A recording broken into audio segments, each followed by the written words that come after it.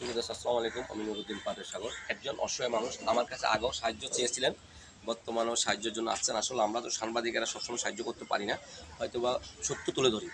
আমি আপনারা আমার পাশে থাকুন। আলী আলী হায়দার দেখবেন কোথায় মাদারীপুর। আপনার তো কতদিন ধরে? এই তো প্রায় 7-8 মাস হলো। 7-8 মাস ধরে। এখন আপনি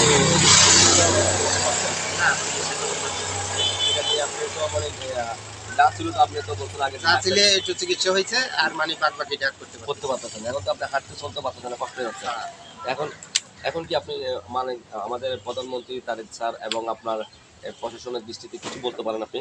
আমি প্রশাসন তারেক স্যারের সাথে প্রধানমন্ত্রীর সাথে বলতে চাই যে আমি একটা অসহায় মানুষ।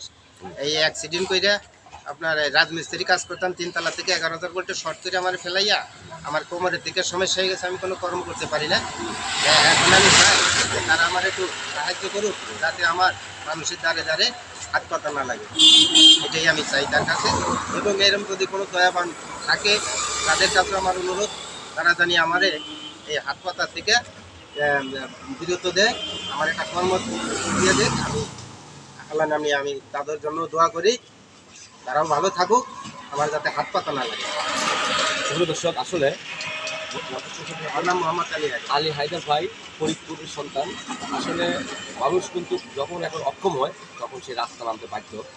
বেচারা সবাই স্ত্রী ছিল, তার স্ত্রী চলে গেছে অসুস্থ থেকে, কিছু চিকিৎসা করে জায়গা জমি যা ছিল বিক্রি করে চিকিৎসা করছেন, কিন্তু পরিপূর্ণ সুস্থ হন নাই। এখন এই যে রাস্তায় নেমেছেন, ঠিক মতো হাঁটতে পারেন না। একবার আপনার একবার অ্যাক্সিডেন্ট করে উনি রাস্তা নামতে যায়, একবার অ্যাক্সিডেন্ট করে উনি হাতটা পর্যন্ত ভেঙে যাচ্ছেন, ঘুরে আমার হাতটা ভেঙে গেছে।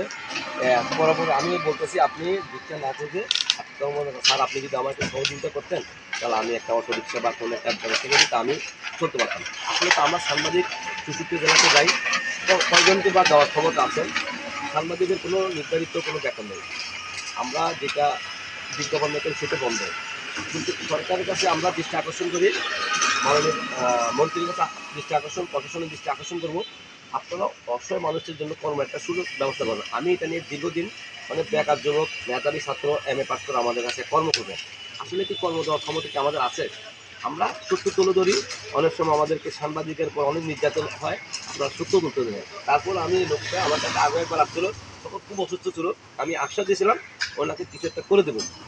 কিন্তু আজকে আমি উনি আমার কাছে আসছে, আমি তো কিছু করতে পারতেছি না, কিন্তু মাননীয় প্রশাসন এবং মন্ত্রী এবং আমাদের ঢাকা মাননীয় ডিসি মহোদয় ফরিদা খানম, উনি অসহায় মানুষের পাশে দাঁড়াচ্ছেন। উনি চট্টগ্রাম জেলার ডিসি ছিলেন, ঢাকাতে যেমন জেলার ডিসি প্রশাসনের দায়িত্বে আছেন।